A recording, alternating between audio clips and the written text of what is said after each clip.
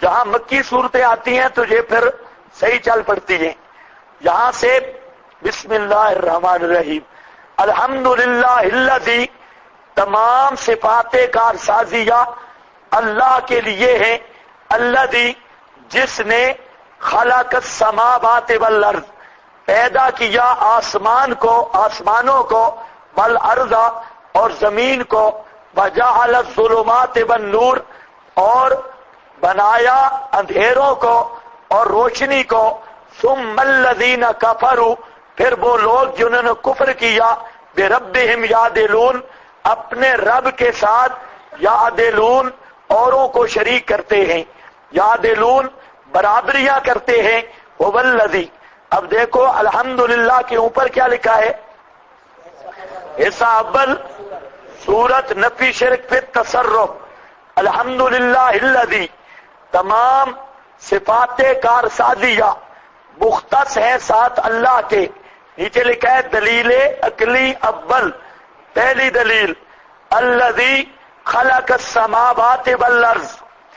جب سورہ فاتحہ شروع کی تھی الحمدللہ کا میں نے معنی ذکر کیا تھا، اس کو بالکل مختصر طور پہ جو ساتھی بعد میں آئے دوہرا دیتا ہوں، لیکن تفصیل نہیں ہو سکتی. الحمدللہ کے بارے میں معنی سمجھو کہ الحمدللہ کا الف لام کون سا ہے.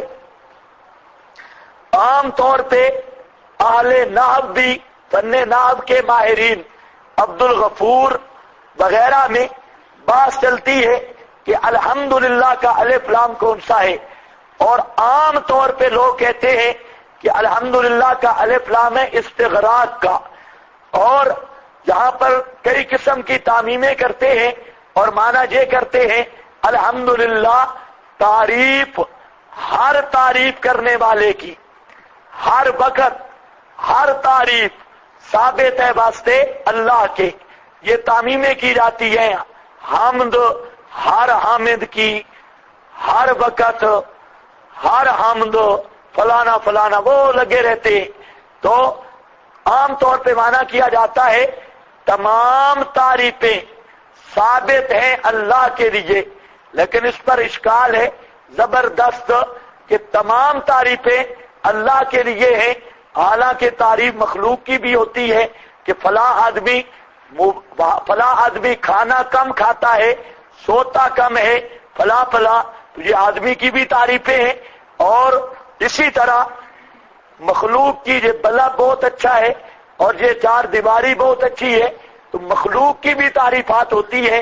تو یہ کہنا کہ تمام تعریفیں اللہ کے لیے ہیں، یہ تمام تعریفیں تو پھر نہ ہوئی اللہ کے لیے، جبکہ مخلوق کی بہت ساری تعریفیں ہوتی ہیں. اس کا بزرگوں نے جواب دیا کہ اگر مکان کی تعریف کی جائے تو وہ مستری اور معمار کی تعریف ہوتی ہے. چونکہ مخلوق بنانے والا اللہ ہے تو مخلوق کی تعریف دراصل یہ اللہ کی تعریف ہے. یہ جواب دیا. لیکن اس پر بھی زبردست اشکال ہے. اگر یہی بات ہے پھر عیسائی، یہودی، ہندو وہ بھی سارے سچے ہیں، کیونکہ وہ بھی کہتے ہیں ہم جو غیر اللہ کی پوجا کرتے ہیں، آخر یہ بھی اللہ کی مخلوق اور اللہ کے پیارے ہیں، ان کی پوجا دراصل اللہ کی پوجا ہے، ان کی پکار دراصل اللہ کی پکار ہے. وہ سارے یہی کہتے ہیں. تو اب الحمدللہ کا معنی کیا ہے؟ تو یاد رکھو حضرت مولانا حسین علی رحمہ اللہ وہ فرماتے ہیں کہ الحمدللہ میں الف لام استغراق کا ہے ہی نہیں. الحمدللہ میں الف لام ہے آد خارجی کا. اور میں الغیب کی بات پہ آپ کو سمجھایا ہوں کہ اصل الف لام ہوتے ہی آد خارجی کا ہے. مفرد پہ الف لام آئے تو اس میں استغراق یا کوئی دوسرا معنی، وہ معنی کیا ہے؟ وہ مجازی ہے. اور حقیقی معنی متن متین نے بھی یہی بات لکھی، اور تو طلبی میں علامہ تفتزانی نے بھی یہی بات لکھی، اور اسی طرح اور بھی عبد الغفور کے حاشیے میں ملا نور محمد مدقق اس نے بھی یہی بات لکھی کہ الف لام میں اصل کیا ہے؟ عہد. عہد اصل ہے، اور استغراق وغیرہ یہ کرینہ ہو تب لیا جاتا ہے، لیکن یاد رکھو مفرد کا قانون ہے، جمع میں اصل استغراق ہے، دونوں کا فرق ہے، پھر کسی کو دھوکہ لگ جائے تو جنس یا استغراق کوئی بھی ہو سکتا ہے جمع میں، لیکن جہاں پر اصل کیا ہے عہد۔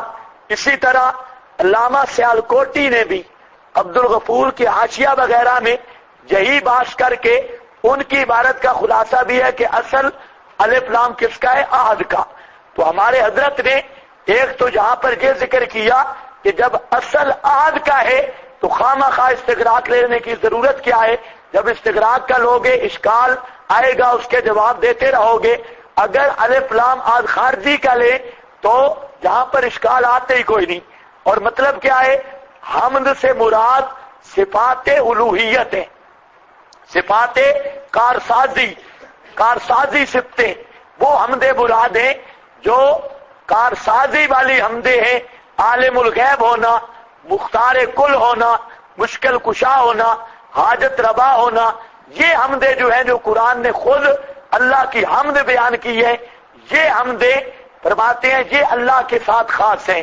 اور الحمدللہ کا معنی یہ ہے کہ تمام صفات کارسازیہ، تمام صفات الوہیت للہ، یہ لام اختصاص کا، اور مطلب یہ ہے یہ اللہ کے ساتھ خاص ہے، کوئی صفت کارسازی کی نہ عیسیٰ میں، نہ عزیر میں، نہ بی بی مریم میں، نہ کسی اور مخلوق میں، نہ عبد القادر جیلانی میں، نہ سلطان باہو میں، کسی کے اندر بھی کوئی کارسازی کی صفت نہیں، تمام صفات کارسازیہ یہ مختص ہیں ساتھ اللہ کے، یہ معنی ہے الحمدللہ۔ سمجھ گئے یا نہیں سمجھ گئے؟ ہاں، اصل معنی یہ ہے الحمدللہ۔ وہ عبد الغفور وغیرہ وہ بزرگ ہیں، وہ چلتے ہیں ناوی ناو کو ثابت کرتا ہے، اور علم معانی والا وہ اپنے خوابوں میں چلا جاتا ہے۔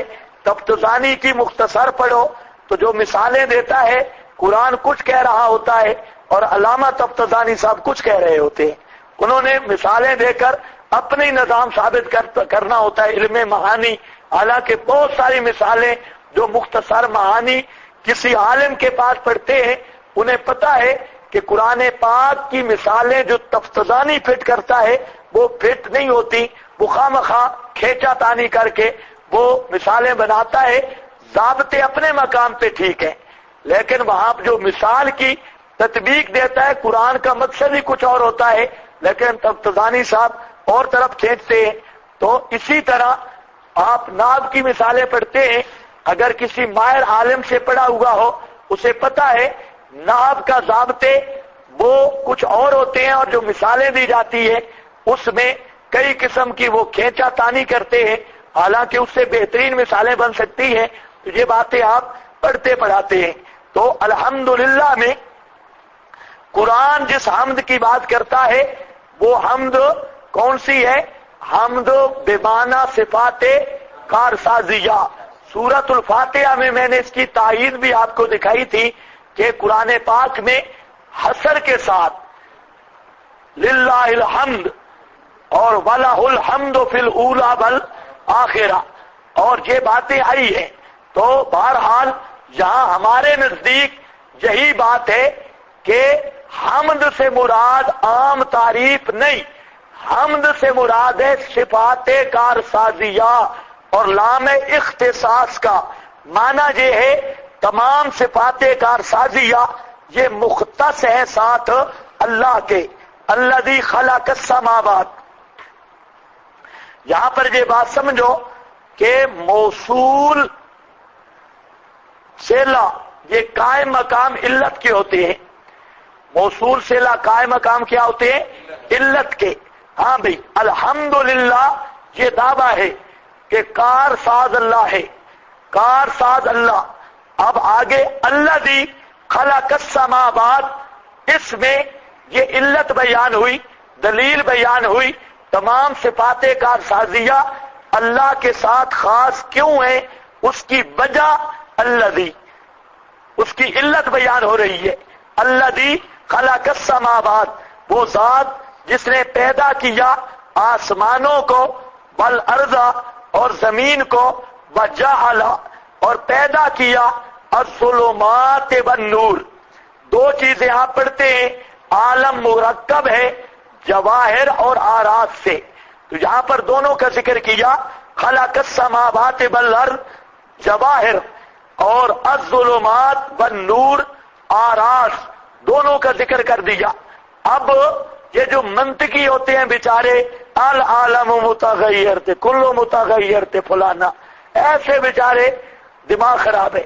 اب قرآن کی ذرا دلیل دیکھنی ہے، قرآن دلیل لاتا کس طرح ہے، اور منطقیوں کی بھی چوں چوں کا مربع دیکھو، کدھر کا پھیر پھیر کے، نہ ادھر کا پتہ نہ ادھر کا پتہ، العالم متغیر. ٹھیک ہے، ہاں چھکی رکھو العالم متغیر. اب دیکھو الذی خلق السماوات، تمام صفات کارسازیہ اللہ کے ساتھ خاص ہیں، کوئی کارساز نہیں.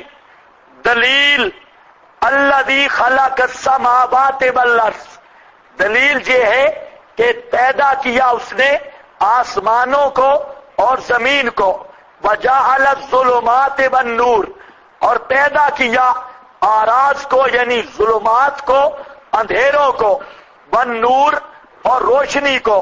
اس کی کئی تعبیرات کی گئی کہ ظلمات اللیل، نور النہار، یعنی رات کے نظام کو بھی پیدا کرنے والا وہی، دن کے نظام کو بھی پیدا کرنے والا وہی. بعض بزرگوں نے کہا یہ رد ہے مجوس پر. مجوسی دو الہ مانتے ہیں، ایک خالق خیر اور دوسرا خالق شر. احرامن یزدان، یزدان کہتے ہیں خالق خیر، اور احرامن یہ کہتے ہیں کس کو، خالق شر. اور پھر اس سے تعبیر کرتے ہیں ظلمات سے اور نور سے. اللہ فرماتے ہیں تمام ظلمتوں کو پیدا کرنے والا بھی اللہ، تمام روشنیوں کو پیدا کرنے والا بھی اللہ. ثم الذین، تو اب دلیل تام کیسے ہوگی کہ اللہ کے ساتھ صفات کارسازیہ مختص کیوں ہیں؟ سارے جہان کو پیدا کرنے والا اللہ تو کارساز بھی صرف اللہ. اب ہے کوئی کلو متغیر ہے؟ قرآن کیسے دلیل لے آ رہا ہے کہ سارے جہان میں کارساز صرف دلیل، سارے عالم کو پیدا کرنے والا اللہ، جواہر و آراز کو پیدا کرنے والا اللہ، تو کارساز بھی صرف اللہ. یہ ثم الذین کفروا، یہ سما جو ہے نا بزرگوں، یہ استبعاد کے لیے ہے، یہ وہ نابیوں والا سما نہیں ہے. وہ جو پڑھتے رہتے ہو سما، رٹے لگاتے ہو، سما کے 4 معنی آتے ہیں قرآن پاک میں. ایک معنی ہے تراخی فی الزمان، نمبر 2 استبعاد،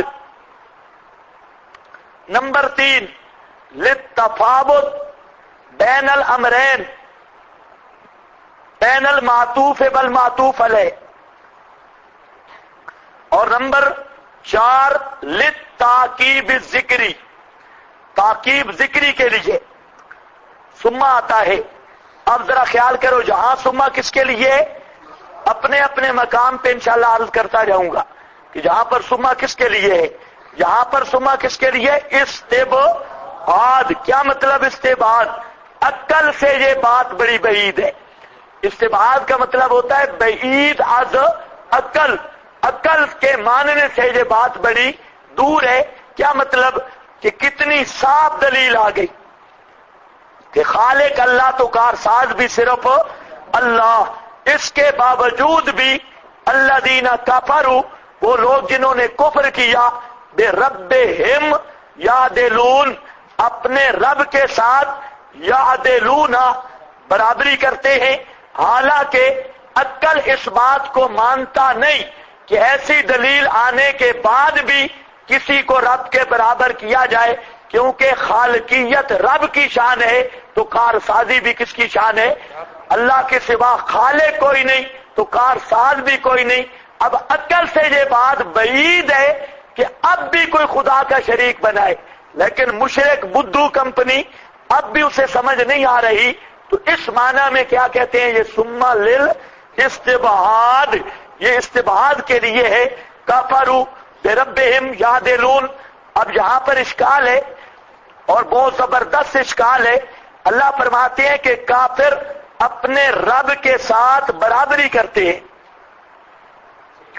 جبکہ پورا قرآن بزرگوں بھرا پڑا ہے کافر اپنے معبود کو رب کے برابر نہیں سمجھتے. کچھ سمجھ آئیے بات؟ ہاں. بھلا ان سالتہم من خلقہم، قرآن ہے. اگر آپ ان سے پوچھیں ان کو کس نے پیدا کیا، ہم ضمیر کا مرجع اجل عابدین والمعبودین، عابدین کو بھی معبودین کو بھی کس نے پیدا کیا؟ لَيَقُولُنَّ اللَّهُ. تو مکہ کے مشرک بھی کہیں گے اللہ ہی ہے ہمیں پیدا کرنے والا، ہمارے معبودوں کو پیدا کرنے والا، یہ صرف اللہ ہے. اسی طریقہ سے اللہ فرماتے ہیں کہ وہ کہتے کیا ہے؟ ما نعبدہم الا لیقربونا الی اللہ زلفا. ہم کو جو ان کو پوجتے ہیں کوئی خدا کے برابر نہیں سمجھتے. ہاں ہمارے جو ہیلے وسیلے ہیں مقرب الی اللہ ہیں، ہمیں اللہ کے قریب کرتے ہیں. اور پھر مکہ کا مشرک یہ مانتا ہے ہؤلاء شفعاؤنا عند اللہ. تو یاد رکھ لو حضرت شاہ ولی اللہ نے لکھا توحید کے 4 مرتبے ہیں. توحید کے کتنے مرتبے ہیں؟ 4. پہلا مرتبہ واجب الوجود صرف اللہ، ابتدا اور انتہا سے پاک ذات. واجب الوجود یہ صرف اللہ ہے.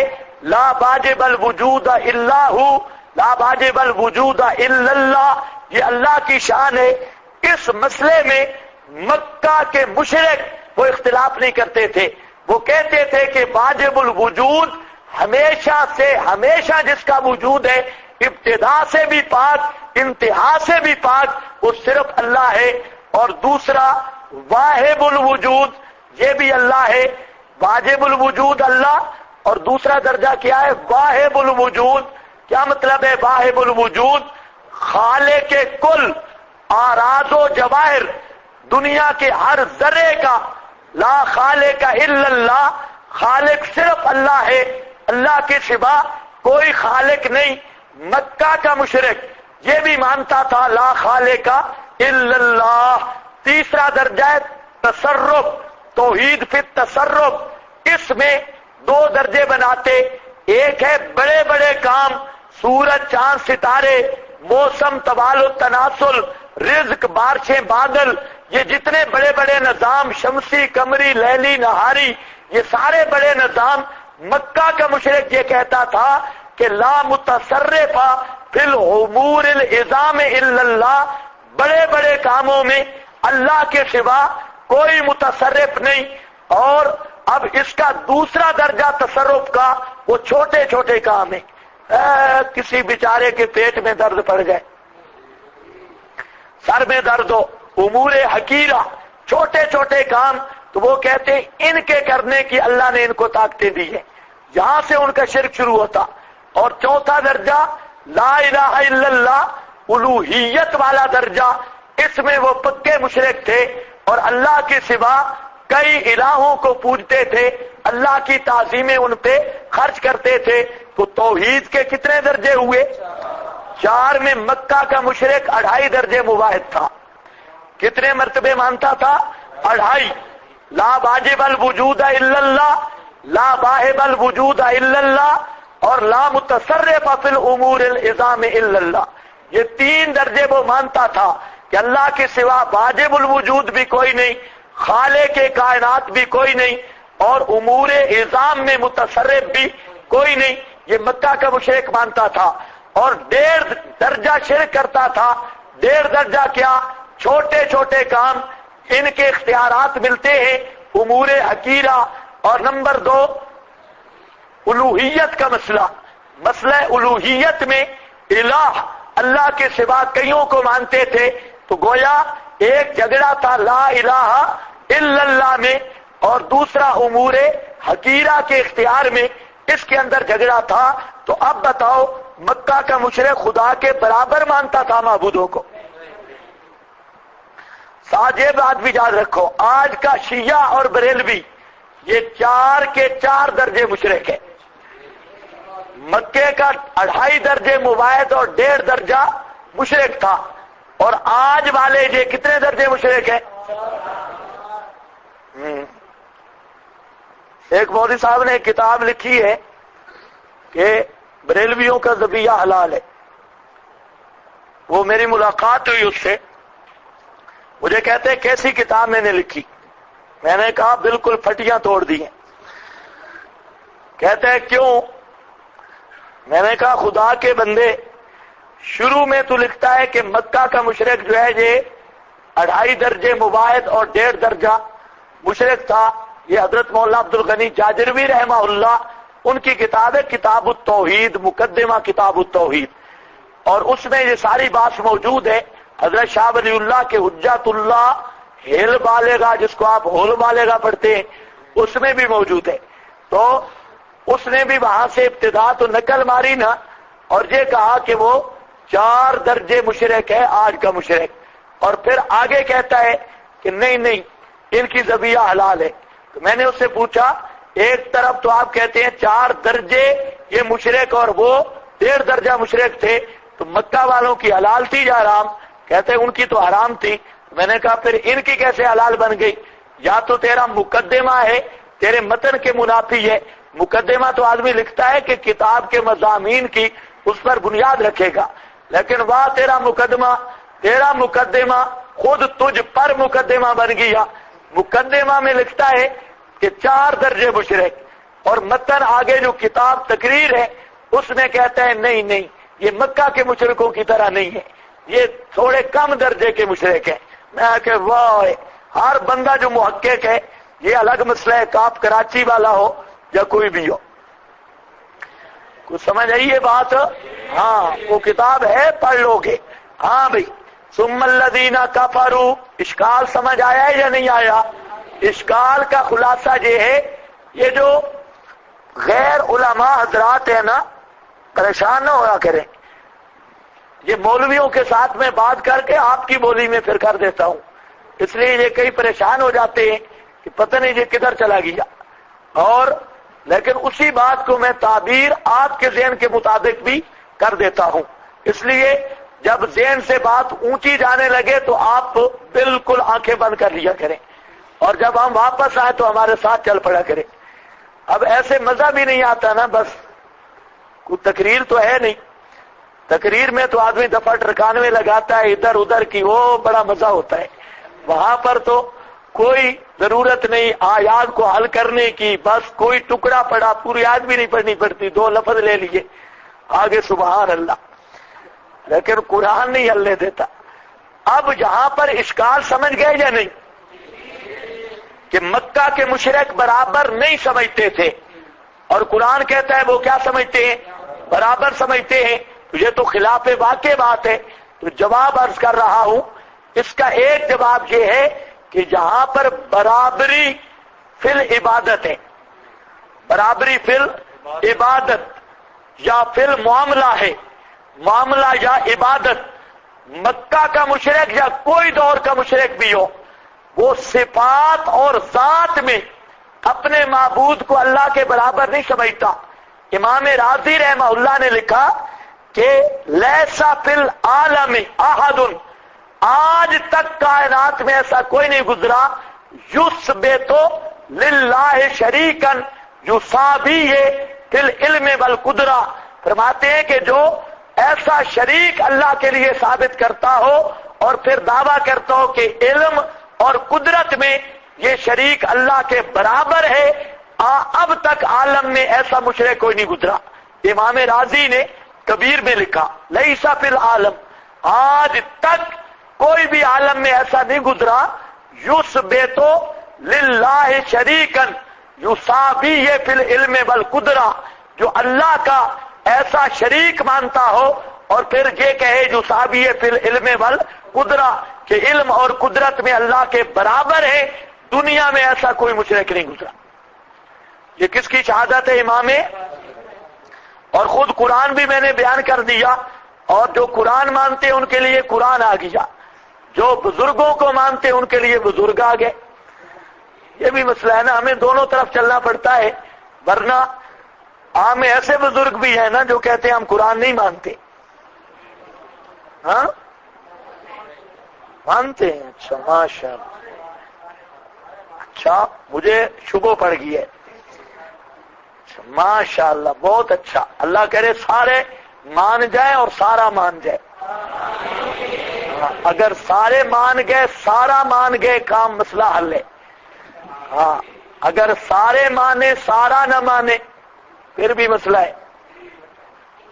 ہاں آدھے مانے پھر بھی مسئلہ ہے. وہ سمجھ آئے. اچھا چلو.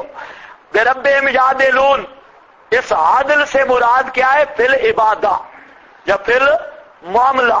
معاملہ میں مشرک اپنے شریک کو خدا سے بڑھاتا ہے، صرف برابر بھی نہیں، وہ بڑھاتا ہے. آپ دیکھیں گے اللہ کے نام کا سجدہ نہیں ہوگا لیکن بابے کے نام کا سجدہ ماشاءاللہ. کوئی صبح 9 بجے نہیں چوکیں گے، بابے کا سلام ضرور ہوگا. اللہ کے نام کی زکوٰۃ نہیں دے گا، بابے کے نام کی دیگ ضرور پکائے گا. اور صدقہ اللہ کے نام کا نہیں نکالے گا، بابے کی 11ویں ہر مہینے آئے گی. تو معاملہ میں مشرک وہ خدا کے برابر کرتا ہے بلکہ خدا سے بھی بڑھا دیتا ہے عبادت میں. تو جہاں پر لکھا ہے نیچے یعدلون عبادت میں. اچھا یہ تو میں نے تقریر کر دی، چونکہ علماء کرام یہ بیان کرتے رہتے ہیں، میں نے بھی وہی تقریر کر دی. یہاں پر اشکال ہے ہی کوئی نہ. یہ جتنا اب تک پڑھا ہے یہ تقریر معروف کے مطابق ہے، یہاں پر کوئی اشکال نہیں. کیوں؟ یہاں پر صرف یہ کرو با بمعنی ان ہے، پھر ربہم کی با بمعنی ان ہے. معنی یہ ہے پھر بھی وہ لوگ جنہوں نے کفر کیا ان ربہم یعدلون، اے منحرفون، جو مشرک لوگ ہیں کافر وہ پھر بھی اللہ سے منحرف ہیں، اپنے رب سے منحرف ہیں. مراد وہی ہے ابھی بھی وہ توحید کا یقین نہیں کرتے اور ابھی بھی ان کو یقین نہیں آتا، حالانکہ یہ شان اللہ کی ہے، خلق والی شان اللہ کی ہے. اس شان کو دیکھ کر مان لینا چاہیے تھا الحمدللہ، لیکن مشرک ابھی بھی اپنے رب سے منحرف ہے اور کنارہ کرنے والا ہے. مطلب کیا ہے؟ بے ربہم اور ربہم یعدلون، یعدلون عدول کرتے ہیں، یعدلون بمعنی منحرفون، یہ منحرف ہیں، اب بھی اللہ کی عظمت توحید کو ماننے کے لیے تیار نہیں ہے. اگر یہ مانا کرو تو اشکال ہے ہی کوئی نہ، اتنا لمبا جواب دینے کی ضرورت ہی نہیں. سمجھ گئے میری بات؟ ہاں دونوں معنی آ گئے. هو الذی خلقکم، هو الذی خلقکم، وہی ذات جس نے تم کو پیدا کیا. اوپر خلقت عالم کبیر کا بیان تھا اور اب خلقت عالم صغیر کا بیان ہے. اگر آپ پورے جہان کا مطالعہ کریں نا، جتنی چیزیں جہان میں ہیں وہ ساری آپ کے اس وجود میں. یہ 5-6 فٹا وجود، جتنا نظام عالم، جتنی جہان میں آسمان، زمین، پہاڑ، پانی، چشمے، نباتات، جنگل، سب کچھ ہے. آپ اپنے وجود کا مطالعہ کریں، جہاں پر بھی سب کچھ ہے. آپ کے وجود میں آسمان بھی ہے، زمین بھی ہے، پہاڑ بھی ہے، پانی کے چشمے بھی ہیں. کوئی نہیں ہے؟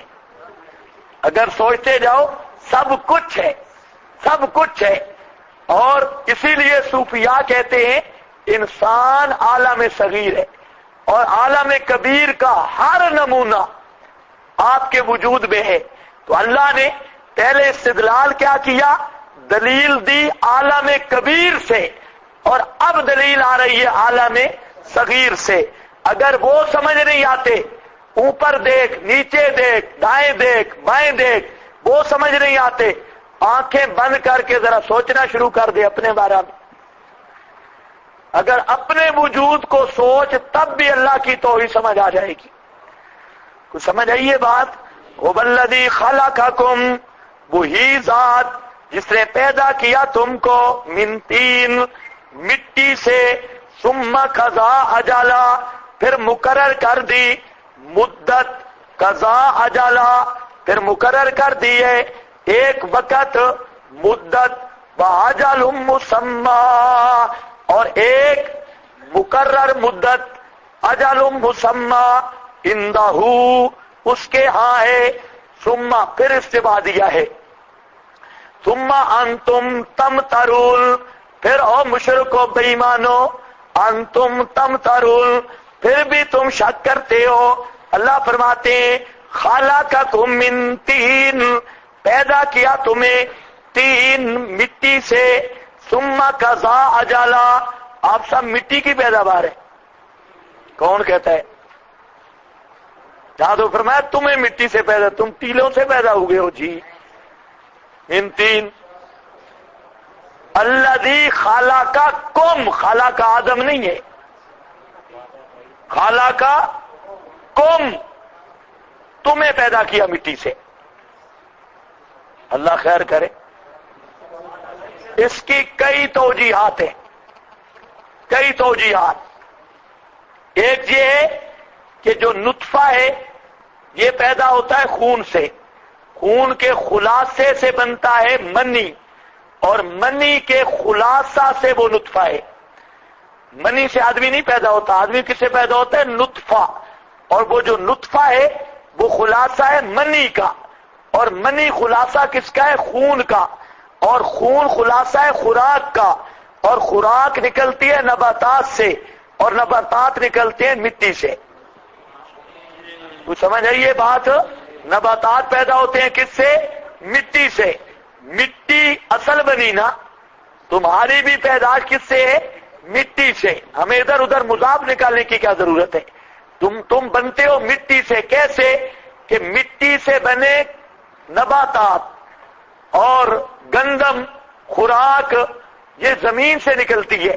تو خوراک بنی مٹی سے، خوراک سے بنا خون، خون سے بنا منی، منی سے بنا نطفہ، نطفہ سے بنا انسان. تو خلقکم ٹھیک ہے یا ابھی تعبیر کریں گے؟ اب تو تم بھی ثابت ہو گئے نا مٹی سے پیدا ہوئے. یہ دوسری توجیہ یہ ہے، اصل ہے یہی هو الذی خلقکم. یہاں پر ایک مادہ قریب ہے، ایک مادہ بعید. مادہ قریب تو نطفہ ہے، اور نطفہ کس سے پیدا ہوا؟ منی سے. منی کس سے پیدا ہوئی؟ خون سے. خون کس سے پیدا ہوا؟ خوراک سے. خوراک کس سے پیدا ہوئی؟ نباتات سے. نباتات کس سے پیدا ہوئے؟ نباتات کی اصل کیا؟ مٹی. تو اگر آپ کا کھرا نکالیں تو پیدا تو مٹی سے ہوئے، بنے تو تم بھی کیا ہو؟ مٹی سے. خلقکم، پیدا کیا تم کو مٹی سے. دوسرا حدیث میں آتا ہے کہ جب نطفہ یہ رحم مادر کے اندر ٹھہرتا ہے، اس وقت اللہ فرشتے کو حکم دیتے ہیں اس کے دفن کی جگہ کی مٹی وہاں سے لے کر وہ رحم مادر کے اندر اس نطفہ کو ایسا گوندھ دیتا ہے جیسے آٹا گوندا جاتا ہے، اور اس خمیر سے انسان پیدا ہوتا ہے. تو انسان کا نطفہ، وہ نطفہ، وہ بہت باریک نطفہ، اس کو مٹی باریک سے گوندا، اور اس گوندے ہوئے مادہ سے انسان پیدا ہوا. تو بإیمانہ بھی خلقکم من طین. کچھ سمجھ آئیے بات. پیدا کیا تم کو مٹی سے، تو اب مٹی مادے میں آ گئی نا، جائے دفن کی مٹی. اور اسی پر حضرت عبداللہ ابن مسعود رضی اللہ تعالیٰ عنہ وہ فرماتے ہیں کہ نبی پاک صلی اللہ علیہ وسلم، حضرت عمر اور حضرت صدیق ایک مٹی سے پیدا ہوئے. من تربۃ واحدہ، جائے دفن کی مٹی ہوتی ہے، ایک مٹی سے پیدا ہوئے. کہ حضرت عبداللہ ابن مسعود فرماتے ہیں نبی پاک کی حضرت عمر، حضرت صدیق کا مادہ خلقت کیا ہے؟ وہ ایک ہی مٹی ہے. سمجھ رہے ہو میری بات؟ یہ دوسرا. تیسری توجیہ وہ آپ نے جو رٹی ہوئی ہے کہ خلقکم سے مراد تمام نہیں.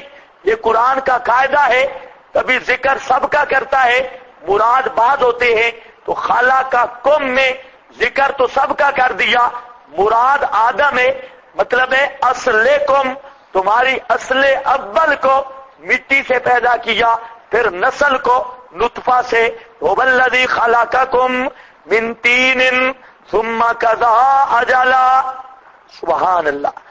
اب ذرا دیکھو نا، اسی کو سوچتے رہو ساری زندگی، جو منطقی ہو وہ بھی سوچتے رہو، کہاں گئے تمہارے سگرے کبرے؟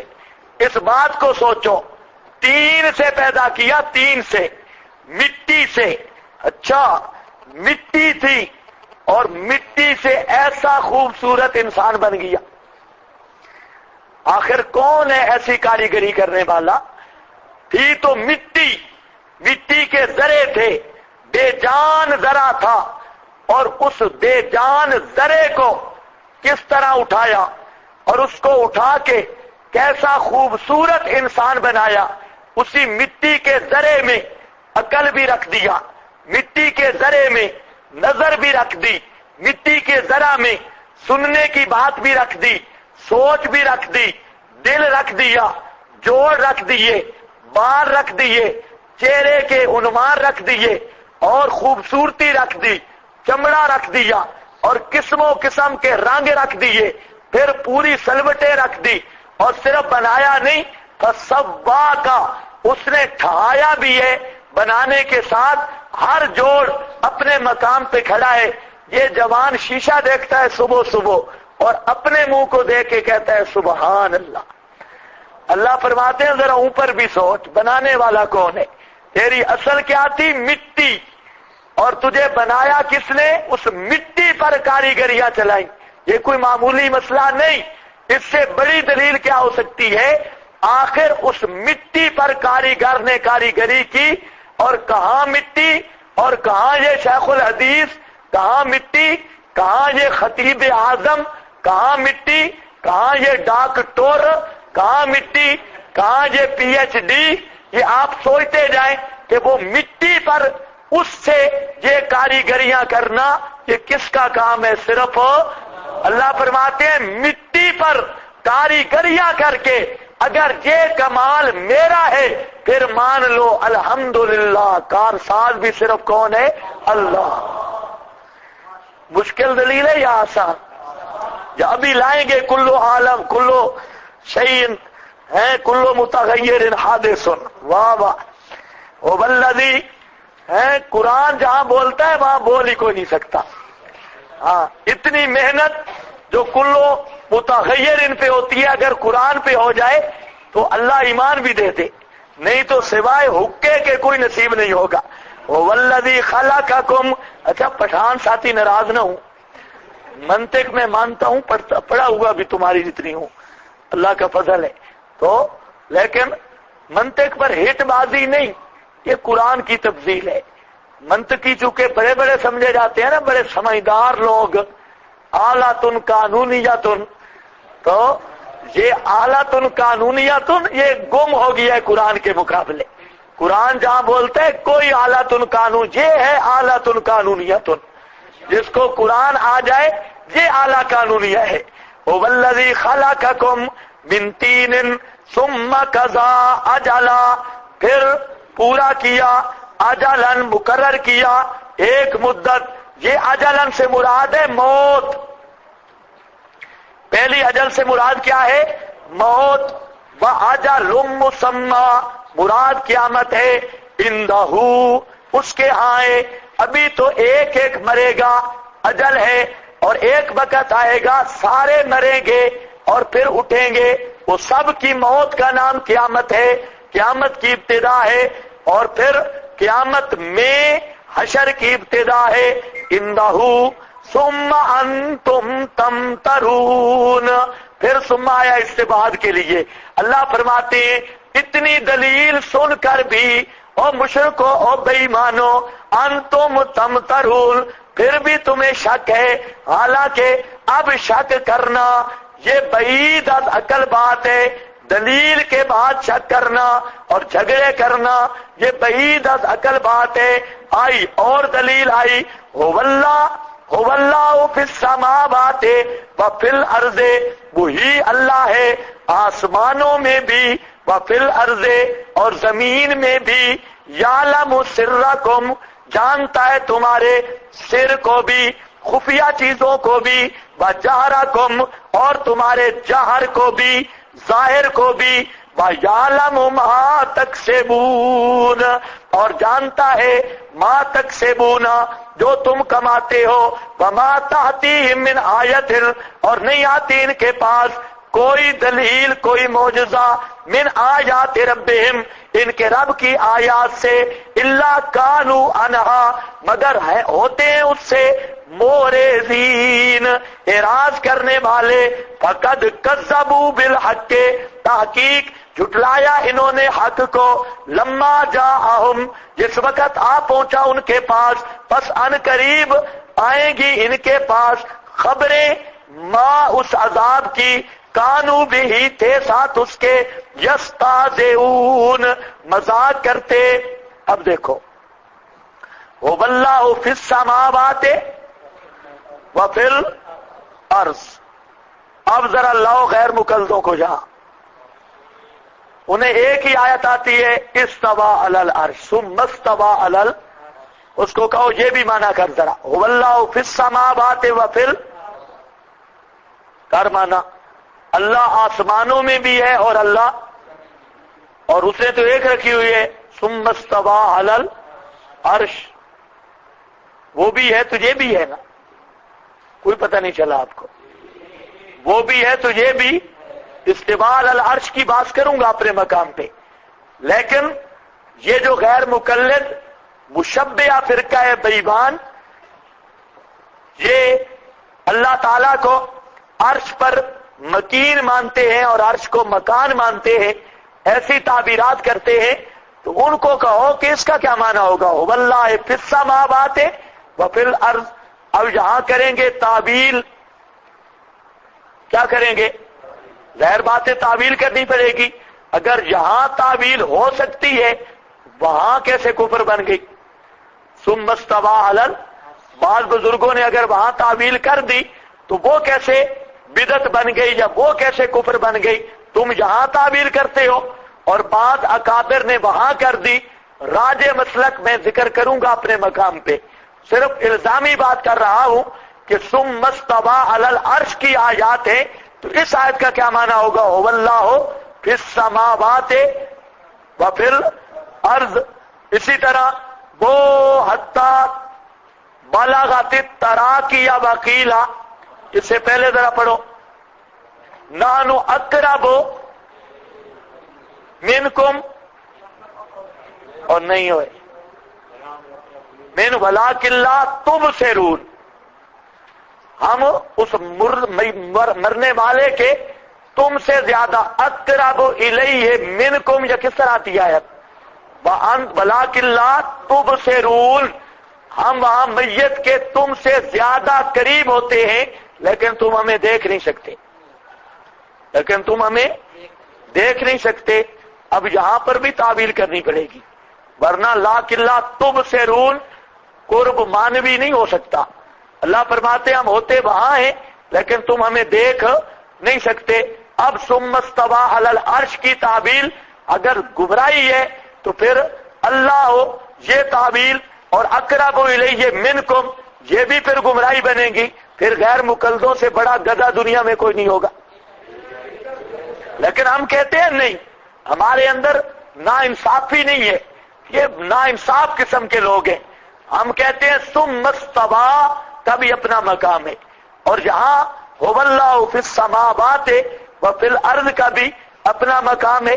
یہاں معنی بھی ہو سکتا ہے کہ جہاں لفظ اللہ کا وصف مشہور مراد ہے المتصرف، لکل فرعون لکل محق مبتل محق، ہر فرعون را موسیٰ، ہر فرعون کے لیے موسیٰ ہوتا ہے، ہر باطل کے لیے محق ہوتا ہے۔ تو جہاں لفظ اللہ کا وصف مشہور کیا ہے متصرف، اب معنی کیا ہوگا، ہوا وہ اللہ ہی متصرف ہے آسمانوں میں اور زمین میں، وہ اللہ ہی متصرف ہے آسمانوں میں اور زمین میں، اور وہ اللہ ہی عالم الغیب ہے، یعلم سرکم و جہرکم۔ جب متصرف اللہ، سب کچھ جاننے والا اللہ، تو الحمدللہ کارساز بھی صرف، کچھ سمجھ گئے یا نہیں سمجھ گئے؟ کارساز بھی صرف اللہ۔ دیکھو قرآن بیان بھی کرتا جا رہا ہے، مشرکوں پر زجر بھی کرتا جا رہا ہے۔ کوئی کسی کو شک پڑے عالم الغیب والا معنی میں نے کہاں سے لیا؟ یعلم سرکم و جہرکم و یعلم ما، غیب دان، اور اللہ فی السماوات، اللہ المتصرف، متصرف بھی اللہ، غیب دان بھی اللہ، تو الحمدللہ کارساز بھی صرف وما تاتیم من آیت۔ یہ زجر ہے، یہ زجر ہے۔ فرماتے ہیں ایسے دلائل کے باوجود بھی مشرک مانتے نہیں ہیں۔ وما تاتیم من آیت، آپ پریشان نہ ہوں۔ آدمی سوچتا تھا، ہم پہلے پڑھتے تھے، ہم سوچتے تھے کہ یار یہ کیوں نہیں مانتے تھے مشرک، اتنے دلائل آگے نہیں مانتے۔ اب جب واسطہ پڑا ہے نا تو ہم کہتے ہیں بالکل اس سے بڑے بھی آئیں تو مشرک نہیں مانتے۔ وما تاتیہم، نہیں آتی ان کے پاس کوئی آیت۔ اس آیت کے دو معنی ہو سکتے ہیں، آیت بمعنی معجزہ، آیات ربہم، رب کی نشانیوں میں سے، اور دوسرا آیت من القرآن، قرآن پاک کی آیت، یا آیت کا دلیل کا معنی بھی ہو سکتا ہے۔ تو بہرحال یہ مختلف متعدد معنی ہیں۔ من آیت من آیات ربہم الا کانوا عنہا معرضین فقد کذبوا، تحقیق ہاں پہلا درجہ کیا تھا؟ اعراض، رتبہ اول کیا لکھا ہے حاشیے پر، جہاں 3 درجے بیان کیے گئے۔ پڑھو جیسے جی پیچھے آواز ٹھیک نہیں آ رہی۔ عبداللہ، یہ فرضی نام اس نے لکھا ہے عبداللہ۔ یہ آواز تو وہ دور تک جا رہی ہے، آپ کو کیوں نہیں آ رہی؟ یہ پیچھے آواز نہیں آ رہی؟ ہاں، لاؤڈ سپیکر اصل میں وہ گلا بالکل خراب کر دیتا ہے اور وہ سیٹ نہیں ہو رہا۔ ہاں بھائی، یا آپ میں کچھ اکابر ہیں جس کو روزانہ خراب کرتے ہیں، یہ بھی ہو سکتا ہے۔ جہاں 3 درجے بیان کیے گئے، شیطان کا باپ ہی روئے گا، لاؤڈ سپیکر نہ ہوگا تو بیان نہیں ہوگا۔ لاؤڈ سپیکر کے بغیر تو میں آسانی رہتی ہے، صرف گلے کا مسئلہ ہے۔ بطور ترقی کے میرا گلا اتنا زبردست ہے، کبھی خراب نہیں ہوتا کبھی، لیکن جہاں پر پتہ نہیں لاؤڈ سپیکر ایسا ڈرامہ ہے اور یہ 2 سال سے سیٹ بھی نہیں ہو رہا، تو اصل میں میرا خیال لاؤڈ سپیکر ڈرامہ نہیں، یہ چلانے والے ڈرامہ باز ہے۔ 3 درجے بیان کیے گئے۔ نمبر 1 کیا ہے؟ اعراض، نمبر 2 تکذیب، نمبر 3 عناد۔ یہ 3 درجے بیان ہوں گے۔ کانو عنہا معرضین پر پہلا درجہ ہے، اعراض کا مرتبہ، اور آگے دوسرا مرتبہ کہاں ہے؟ کذبوا، اور مرتبہ ثانیہ، اور تیسرا مرتبہ آگے آ رہا ہے۔ دیکھو، فقد کذبوا بالحق، تحقیق جھٹلایا انہوں نے حق کو، لما جاءہم، جب آ پہنچا ان کے پاس، فسوف یاتیہم، ان قریب آئیں گی ان کے پاس، انباء، اخبار، خبریں اس عذاب کی کہ تھے اس کے ساتھ مذاق کرتے۔ حق سے مراد توحید یا حق سے مراد قرآن؟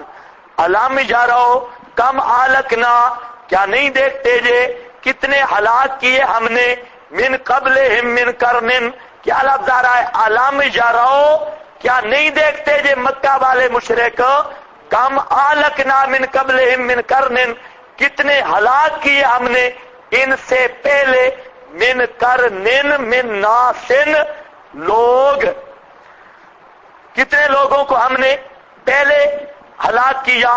اب ذرا سوچو پہلی قومیں تباہ ہوئی تو مکہ والے دیکھ رہے تھے ان کو، لیکن قرآن کیا کہتے ہیں؟ علم یرو.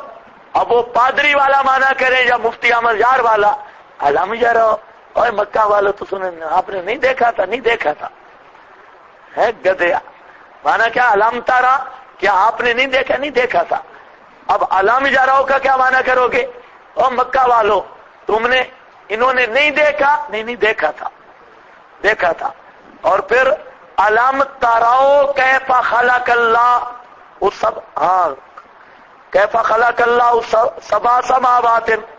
علم تراؤ او مشرکو، کیا تم نے نہیں دیکھا اللہ نے 7 آسمانوں سے کو کیسے پیدا کیا، کس طرح پیدا کیا؟ اب جب یہ علم تراؤ، جب آسمان بن رہے تھے طاہر الپادری اور اس کا باپ کٹھے دیکھ رہے تھے. علم ترو جو ہے تو نے نہیں دیکھا؟ نہیں دیکھا ہے. علم یرو مکہ والوں نے نہیں دیکھا ہے. علم یرو ایسے کچے اور بودے استدلال، کوئی پتہ نہیں. بھائی دلیل ہو تو مزے کی ہو، دلیل ہو تو یوں ہو کہ مشرک کا دماغ بھی ہل جائے. علم یرو کم اہلکنا، ایسی دلیلیں شاہد التوحید والوں کے پاس ہے. علم یرو نہیں دیکھتے یہ کم اہلکنا، کتنوں کو ہلاک کیا ہم نے ان سے پہلے، من قرن کے کئی اطلاق ہیں جہاں پر مانا ہے زمانے کے لوگ، اہل زمانہ، جماعتیں، کتنی جماعتوں کو مکناہم فی الارض، مکناہم تمکین دی تھی ہم نے ان کو زمین میں، ایک ٹھکانہ دیا تھا ان کو زمین میں. ماں اتنی قدر لم نمکن لہم، نہیں تمکین دی، نہیں ٹھکانہ دیا ہم نے تمہیں اوے مکہ والو. وارسلنا السماء، اور چھوڑا ہم نے آسمان کو علیہم پر ان کے، مدرارن لگاتار بارش دینے والا. وجعلنا، اور پیدا کی ہم نے الانہارا، نہریں جاری تھی ان کے نیچے. فاہلکناہم بذنوبہم، پس ہلاک کیا ہم نے اتنی چیزوں کے باوجود، بذنوبہم ان کے کرتوتوں کی وجہ سے، وجہ عذاب. اور مراد کیا ہے؟ شرک ہے. وانشانا، اور پیدا کر دیا ہم نے بعد ان کے، قرنن آخرین، جماعتیں دوسریوں کو ہم نے پیدا کر دیا. اللہ فرماتے ہیں علم یرو تخویف دنیاوی اور دفع شبو کے عذاب کا صرف ڈراوا ہے، دفع شبو کے عذاب کا صرف ڈراوا ہے. ہاں بھائی اصل میں مشرک کے کچھ غرور ہوتے ہیں. عام طور پہ قرآن غرور ثلاثہ بیان کرتا ہے، اپنے مقام پہ آئیں گے تو اس کے غرور یہ ہوتا ہے کہ میرے پاس زمینیں بہت ہیں اور میرے پاس نفری معاون اور میرے دوست ساتھی یہ بھی بہت ہیں. تیسرا غرور ہوتا ہے میرے پاس مال بہت ہے، زمین اور مال، ساتھی اور صحت صحیح ہٹا کٹا ہوں اور میرا وجود بڑا طاقتور ہے. تو ایک غرور ہوتا ہے بدنی، غرور بدنی کہ میں صحت مند ہوں اور بڑا طاقت والا ہوں. دوسرا کیا ہوتا ہے؟ غرور مالی کہ میرے پاس مال بڑا ہے اور میں ٹھیک ٹھاک ہوں. اور تیسرا غرور ہوتا ہے معاونین کا، میرے برادری بڑی مضبوط ہے، نوکر چاکر بڑے ہیں. یہ تین اللہ فرماتے ہیں جب، اور مجھے کہتا کہ اگر اللہ مجھ پر ناراض ہوتا نا تو یہ توحیدی بیٹھے ہیں دال کھا کھا کے دماغ خراب ہو گیا ہے اور حلوے ہم کھاتے ہیں، اور یہ توحیدی ہے نہ کوئی کپڑے پہننے کے نہ جوتیاں پہننے کی، نہ ان کے پاس کوئی موٹریں کاریں، تو یہ ان کے پاس ملتا سائیکل بھی کوئی نہیں اور ٹرے بڑے بڑے مارتے ہیں. ہم بڑے مواحد ہیں، ہم یوں ہیں. تو وہ کہتے ہیں اللہ ہم پہ راضی ہے نا، ہمارے مذہب پہ راضی ہے. ہمارا مال دیکھو، ٹور ٹار دیکھو، اور ہمارے دوست مجلسیں دیکھو، ہمارے مدرسے شیخ الحدیث دیکھو، اور ہمارے یہ سارے ہٹا کٹا بیل بچے شیخ الحدیث، سارا مال دیکھو. یہ سارے. تو اس لیے ہم سب سے زیادہ اللہ ہم پہ راضی ہے. اللہ فرماتے ہیں پہلوں کو جو دیا تھا نا تم سے ذرا چوکھا اور زیادہ دیا تھا، لیکن جب میری مار آئی تو یہ کوئی چیز بھی انہیں بچا نہ سکی. مطلب ہے یہ چیزیں کوئی میری رضا کی دلیل نہیں. پہلوں کو بھی ملی تھی لیکن ان کو بھی جب رگڑا لگا تو چیخنے کا موقع بھی نہیں دیا. فَأَهْلَكْنَاهُمْ بِذُنُوبِهِمْ، ہم نے ہلاک کر دیا ان کو ان کے گناہوں کے ساتھ. وَأَنشَأْنَا مِن بَعْدِهِمْ قَرْنًا آخَرِينَ، اور پیدا کیا ہم نے استغنائے باری تعالی. ہاں طالب علم مدرسے سے چلا جائے معتمم کو ارمان لگتا ہے اوہو جانا نہیں چاہیے تھا بیچارے کو.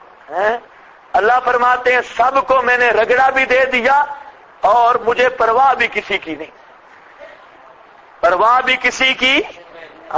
انشا نام نے اور پیدا کر دیے. ہمیں کون سا ارمان لگنا تھا کہ اگر یہ رگڑا نکل گیا میرا جان خالی ہو جائے گا، یہ تو اس کو ارمان لگے جس کے بس میں نہ ہو. ہم نے ان کو رگڑا دیا. انشانا من بعدہم قرنن آخرین، یہ استغنائے باری تعالی، اللہ کو پرواہ کسی کی نہیں. بلو نزلنا علیک کتابا، یہ بیان اناد ہے. او تکذیب آ گیا نا اب بیان اناد. اور سوال ہے مشرکوں کا. مشرکوں نے کہا بھئی بات ہے صاحب، ہم تب مانیں گے ایک کتاب ہو. کیا ہو؟ کتاب ہو. یہ جو تو پیش کرتے ہم اسے نہیں مانتے. وہ کتاب لے آ، اور وہ کتاب کیسی ہو؟ کرتاس کاغذوں میں ہو، لکھی لکھائی ہو، اور ہمارے دیکھتے دیکھتے تو اوپر سے لے آ اور ہم اس کو ٹٹولیں. دے کتاب ہے، ہاتھ لگائیں، ہم ٹٹولیں اور پھر اس کو ہم خود پڑھیں، اور ساتھ پھر کچھ فرشتے بھی ہوں جو ہماری چودھریوں کی منت کریں کہ ان کو رسول مان لو، پھر انشاءاللہ مان لیں گے. اگر ہمارا یہ مطالبہ کرو، معلوم ہوتا ہے کہ دیکھو نا ہر دور کا مشرک کتابوں کا شوقی ہے، قرآن کا کوئی نہیں. ان کے سامنے اب قرآن پیش کیا جا رہا ہے تو وہ بھی کسی المحنت کی تلاش میں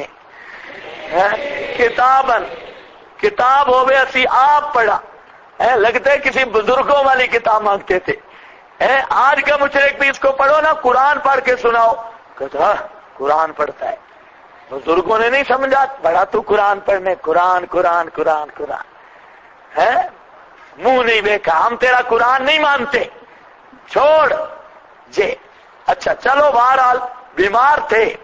وَلَوْ نَزَّلْنَا عَلَيْكَ كِتَابًا، ان کا مطالبہ تھا کتاب لے آ، اور کتاب بھی کیسے لے آ؟ کاغذوں میں لکھی ہوئی ہو.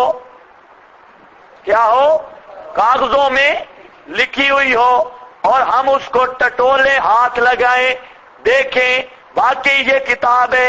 اللہ نے فرمایا میرے پیغمبر ایسے لو نزلنا علیک کتابا، اگر ہم اتارے اوپر تیرے کتاب فی کرتاس، بیچ کرتاس کے، کرتاس سمجھتے ہو نا کاغذوں کے، فلمسوہ، پس چھوئیں اس کو بایدیہم، اپنے ہاتھوں کے ساتھ، اپنے ہاتھوں کے ساتھ چھوئیں. لقال الذین کفروا، البتہ کہیں گے وہ لوگ جنہوں نے کفر کیا، ان ھذا الا سحر مبین، نہیں ہے یہ مگر جادو کھلا، نہیں ہے یہ مگر جادو کھلا. کہیں گے ہماری نظر بند ہو گئی، یہ کتاب ہے کوئی نہ ہمیں محسوس ہو رہی ہے. ایسے بے ایمان ہے کوئی نہ ہمیں. اس کو کہتے ہیں من حرامی حجتا. ہاں من حرامی حجتا ڈھیر. تو کیا مطلب ہے؟ ماننے پر دل نہ ہو تو بہانے بتیرے بہت بہانے بن جاتے ہیں. اس کو پنجابی بولتے ہیں پرانے جٹا ٹیٹ. من حرامی حجتا ڈھیر یہ ہے. لقال الذین کفروا ان ھذا الا سحر مبین وقالوا لولا انزل. دوسرا سوال، کیوں نہیں اتارا گیا اوپر اس کے ملک فرشتہ؟ کیا مطلب ہے؟ اور اوپر لکھا ہے فیکون معہ نذیرا، فرشتہ بھی ایسا جو اس کے ساتھ ساتھ پھرتا اور ہمیں دعوت دیتا ہو ملکو مان لو، چودھریوں مان لو، نوابوں مان لو، ملکن ولو انزلنا، اگر ہم نازل کرتے ملکن فرشتہ، جواب سوال ثانی، لقضی الامر، فیصلہ ہو جاتا۔ اللہ فرماتے ہیں فرشتے جب آتے ہیں پھر اینڈ ہو جاتی ہے، فیصلہ ہو جاتا ہے۔ ایسے فرشتے نہیں آتے، لقضی الامر، کب کا ان کا رگڑا نکل جاتا، فیصلہ ہو جاتا۔ ثم لا ينظرون، پھر ڈھیل نہ دیے جاتے۔ ولو جعلناہ ملکن، جواب ثالث، بشر کیوں آیا؟ کوئی نوری آنا چاہیے تھا، دیکھا بشر کیوں آیا؟ کوئی نوری رسول ہوتا۔ اللہ فرماتے ہیں اگر نوری ہوتا، نوری اپنی مزاج اور شکل میں آتا تم دیکھ نہ سکتے، نوری اپنے احوال میں آتا دیکھ نہ سکتے، نوری بشری لباس میں آتا پھر تمہیں دھوکہ لگ جاتا، پھر وہی بہانے کرتے جو اصل بشر کے بارے میں کر رہے ہو۔ کچھ سمجھ آئی یہ بات؟ کیا کہتے تھے؟ نوری کیوں نہیں آیا، بشر رسول کیوں آیا؟ او قالو ابشر یہدوننا فکفروا، کہا انہوں نے کیا بشر ہمیں رہنمائی کرتا ہے، پس اس وجہ سے وہ کیا بن گئے؟ کیا مطلب کہ بشر رسول نہیں ہو سکتا، یہ کہہ کر وہ کافر ہو گئے، بشر کی بات نہیں مانی۔ ہر دور کا مشرک یہی کہتا رہا کہ بشر رسول نہیں، رسول بشر نہیں۔ مکہ کے مشرکوں کے سامنے بشریت تھی، انہوں نے رسالت کا انکار کر دیا۔ آج کے مشرک کے سامنے بشریت نہیں، انہوں نے بشریت کا انکار کر دیا۔ عقیدہ ایک ہی رہا کہ اب ابعث اللہ بشر الرسول، کیا اللہ نے بشر کو رسول بھیجا ہے؟ یہ بات ہماری سمجھ سے بالا تر ہے۔ بڑے عجیب لوگ تھے۔ اچھا جی، بشر کو الہ مانتے تھے، نبی نہیں مانتے تھے، یہ بھی عجیب دماغ ہے، نبی نہیں مانتے تھے۔ ہاں بھائی، بلاؤ جالنا ہو، قرآن جواب دیتا ہے اگر کرتے ہم اس کو ملکن، فرشتہ، لجعلنا ہو رجلن، البتہ بناتے ہم اس کو رجلن، باعتبار شکل کے مرد، ولا لبسنا، البتہ ان پر اشتباہ ڈالتے، ما یلبسون، جو شبہ کرتے ہیں اب ان پر وہ اشتباہ پھر ہو جاتا جو اب شبہ کرتے ہیں۔ وَلَقَدِ اسْتُهْزِئَ بِرُسُلٍ، تسلی ہے میرے پیغمبر آپ نہ پریشان ہو، مذاق کیا گیا کئی رسولوں کے ساتھ من قبلے کا، تجھ سے پہلے، فَحَاقَ بِالَّذِينَ سَخِرُوا مِنْهُمْ، پس چمٹ گیا بالذین، ان لوگوں کے ساتھ جنہوں نے مذاق کیا، منہم، ان میں سے، ما کانوا بہ یستہزئون،